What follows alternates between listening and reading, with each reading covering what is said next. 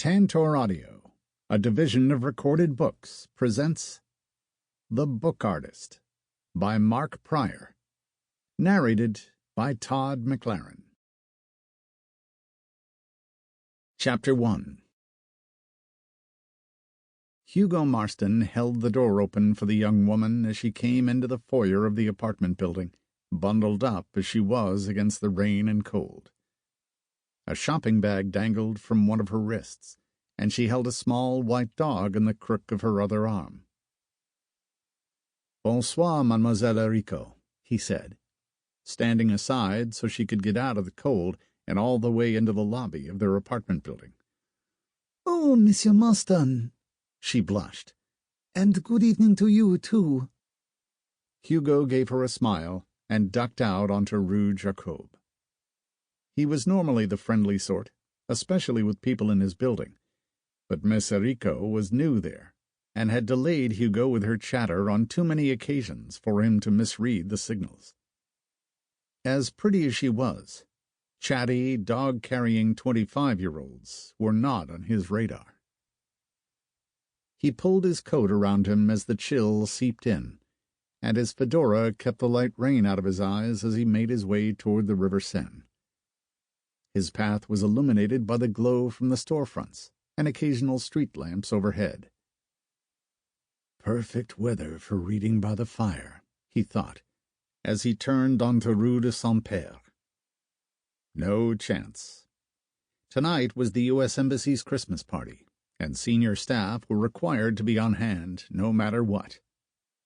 Hugo had asked if the flu might exempt him from attending, and he'd been told by a frowning Ambassador J. Bradford Taylor, "Death might exempt you. Absolutely nothing short of that." Truthfully, it was one of those events that Hugo loved to hate. For a people-watcher like him, a former FBI profiler no less, it was like a biologist watching a herd's annual migration, or, in quite a few instances, a yearly and elaborate mating ritual. At such events, Hugo played a game with himself, guessing who was who by how they behaved. Some were employees of the embassy. Those he didn't know personally, he identified by the way they sipped carefully at their drinks, so as not to imbibe too much, by how attentive they were to their spouses, and how jovial they were with their colleagues. But mostly he recognized them by the way they kept one eye on outside guests. Hugo saw it in their expressions, and knew that the diplomatic DNA in their blood mandated it. At least Claudia would be there. Journalist, French nobility, beautiful, funny, and sexy. Also harder to pin down than a black belt in judo, at least when it came to dating. It was as if she were from another generation, one so much younger, where relationships were flexible and uncategorized. He was hoping to talk to her tonight in a quiet corner, to try and gauge a little bit better where they stood. He'd told her so over the phone that morning, and she'd laughed her gentle, sexy laugh that was made all the more husky by the cold she was fighting. "Oh, Hugo, I love the old-fashioned man that lives inside you." "It's not old-fashioned," he protested. "I just want to know where I stand." 6'2" and dashingly handsome, she purred back. "And I can't wait to see the most gorgeous man in my life tonight." That was something, at least. Quite a compliment from a woman who'd been designated as one of Paris's most eligible women for several years running. Hugo turned onto Quai Voltaire, where the wind was oddly calmer, but the cold more biting, and he pictured his loyal colleagues looking out at the guests who enjoyed the party the most. The expat business community, which was always well represented, and never afraid to cut a little loose. That was one of the reasons Hugo was there. He was head of security and carried a gun everywhere he went, but sometimes his role was more hands-on, literally, like steering the grabby CEO away from the young diplomat's wife, or leading the inebriated heiress to a comfy couch. He started across Pont du Carrousel, but stopped halfway to look down at the waters of the Seine. She was his reason to pause in the middle of any walk, and no matter how many times he gazed at her, she came with a sense of uncertainty, because the River Seine always changed. She ran through the heart of Paris, a looping, swirling artery that pulsed into and out of the city day and night, moody and unpredictable. Tonight she seemed angry, or maybe just impatient. Her waters were brown and churned between the concrete banks, small but furious swells chasing each other down, smothering those in front, hunting farther, dragging down branches and other debris, and sweeping them under the bridge, out of view beneath his feet. Hugo straightened as his phone rang. "Hello? Tom? Where are you?" he asked. Tom Green, former CIA spook, ex-FBI, current womanizer, sometime drunk, foul-mouthed, but always disrespectful of authority. Also, Hugo's best friend for the past couple of decades. "Amsterdam. This place is fucking nuts. You should come out here." "Again? Why are you in Amsterdam, Tom?" "You know why." "I thought we decided that was a false lead." "No, you decided it was a false lead. I decided it might not be." "So you went without me? Without even telling me?" Hugo was frustrated, partly with himself. Did he really expect Tom to be keeping him informed? "Yes, I do. That much at least," he thought. "Sure looks that way, doesn't it?" "Not smart, my friend." "I was on my way back from a job," Tom said, explaining, not apologizing. "I got a tip from a source, and it made sense to check it out while I was here." "Like last time, when he wasn't there and you wasted a week." "I have all the time in the world for that asshole. Plus, like I said, Amsterdam is awesome. I'll come here 5 times a year if I have to." "Weren't you in Senegal?" "Yep." Tom had been gone almost a month, his room in Hugo's apartment empty, and the fridge delightfully full. "But I flew back through Schiphol." "Uh-huh, right. Because there are no flights from Senegal to Paris." "Hugo, enough with the nagging. Do you want a progress report or not?" "I suppose I do." "He's here." "He's there." Hugo took a deep breath. "Are you sure, Tom? Have you seen him with your own eyes?" "Yes and no." "Then what makes you so sure?" Hugo pressed. "I went to the hotel where he's staying and checked it out. Thoroughly." "Yes, but did you—" "Hang on." Hugo checked his phone screen to see his boss's name flash up. "Tom, I'm sorry, but I need to go. Can I call you right back?" "Hugo, this is important. Where the fuck do you have to go while I'm Thanks, I appreciate the understanding." Hugo hung up and clicked over to the man demanding his attention. "Ambassador, good evening." "Are you avoiding my party?" Ambassador Taylor asked. "Boss, you have to be kidding," Hugo said. "You know how I love these social events. All that small talk and trying to remember who's who. I wouldn't miss that for the world." "Right, sure. That's exactly what I thought." Quite apart from socializing being one of his main roles as U.S. ambassador to France, that sort of thing came naturally to J. Bradford Taylor. The man was as ordinary-looking as anyone you could meet, but he was a true extrovert, and with a steel trap for a memory. Hugo had seen him dredge up the name of someone he'd met just once, 2 years previously. This was possibly a function of Taylor's previous life with the CIA's clandestine operations, but also a natural gift. Hugo chuckled. "Never fear, I'll be there. I'm just running a few minutes late. And then Tom phoned me to slow me down." "That's one of the reasons I'm calling, actually. Tom Green? Yes, but first things first. Can you head to Montmartre and pick up a guest? They have taxis up there, I think. Funny. She's a special guest, and she needs a chaperone. Let me guess, Hugo groaned. Politician who can't figure out how to use the metro. Let me send Ryan.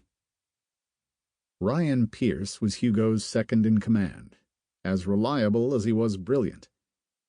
And he actually liked Montmartre.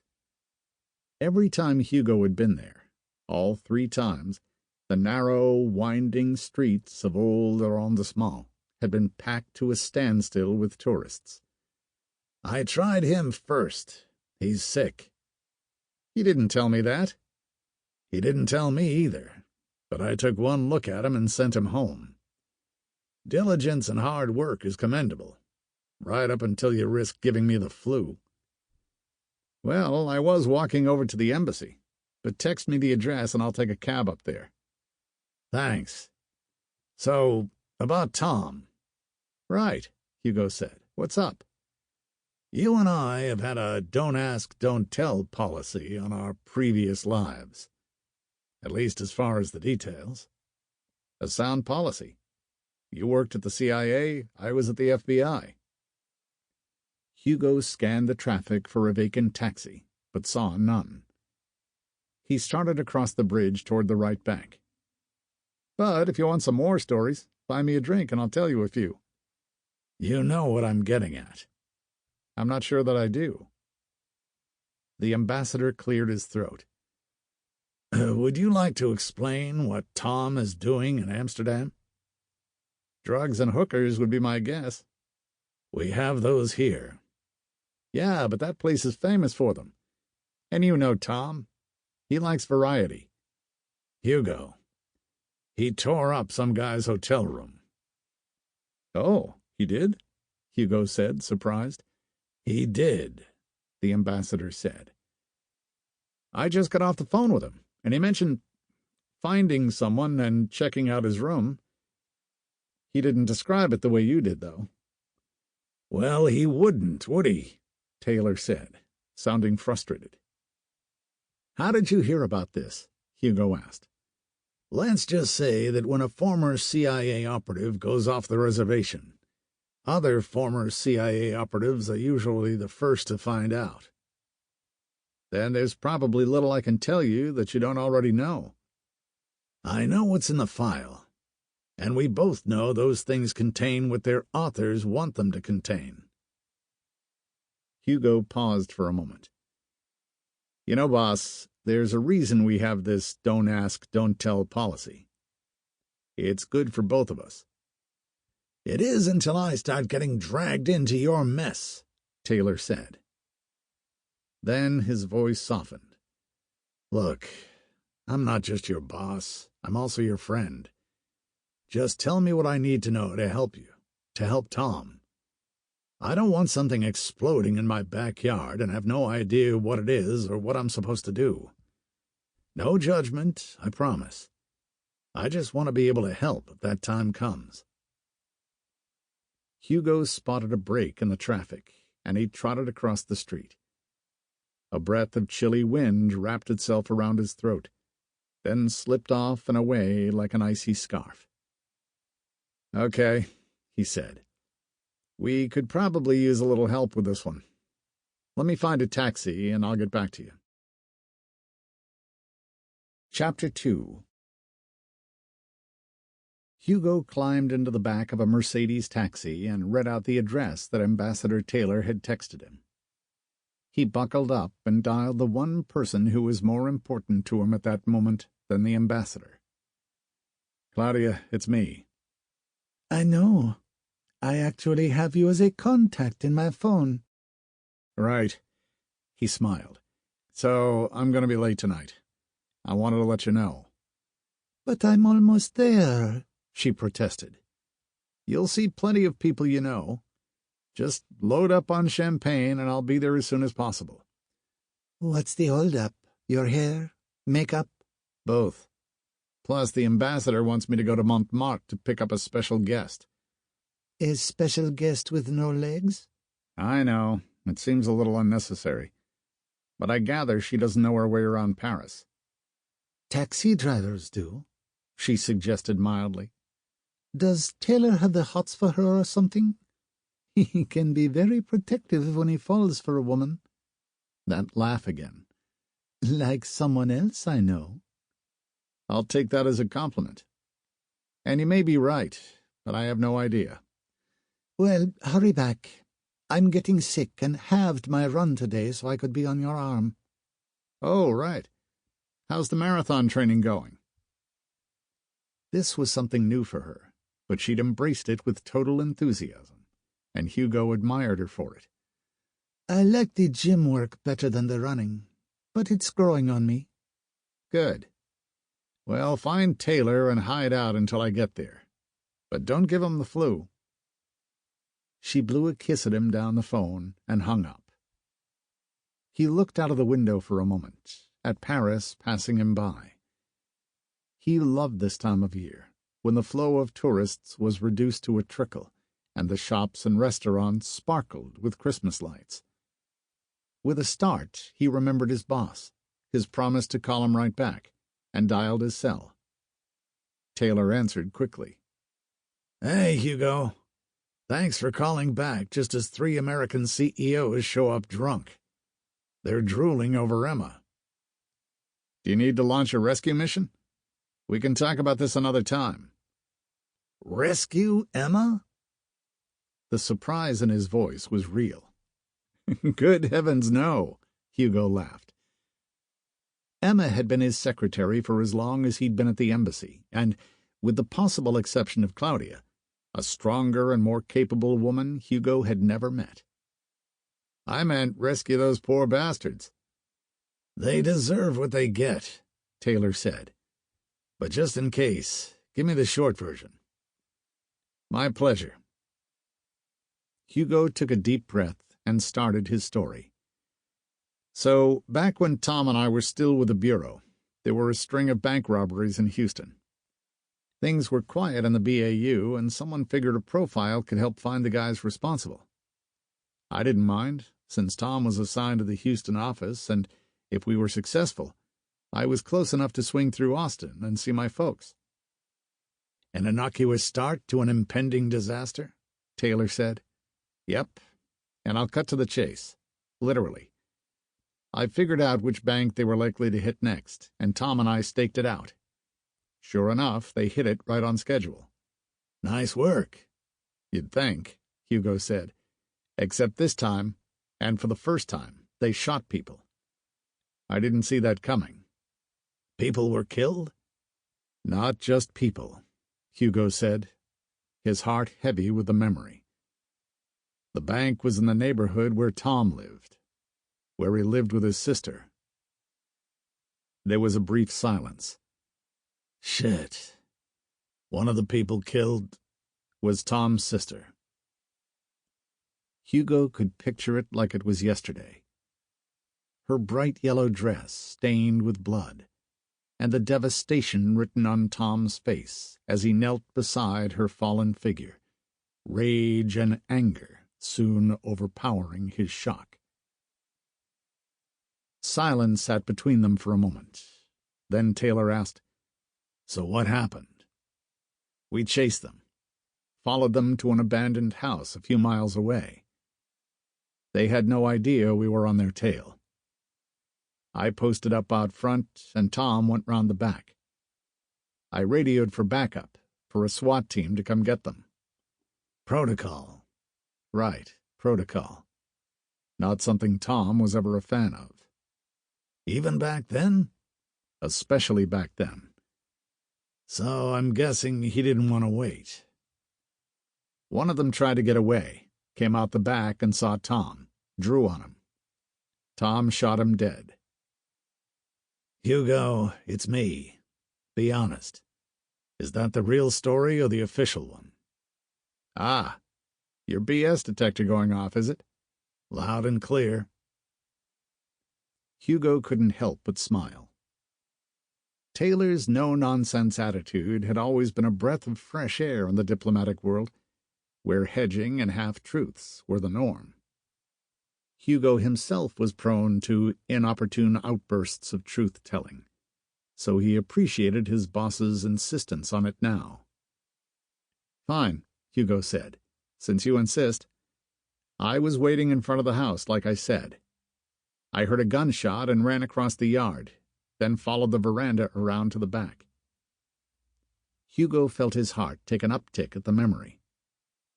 It was so clear to him, the sound of that shot, the thick Houston air that wrapped itself around the house and around him like a wet cloth, and the rising dread that Tom had done something unnecessary.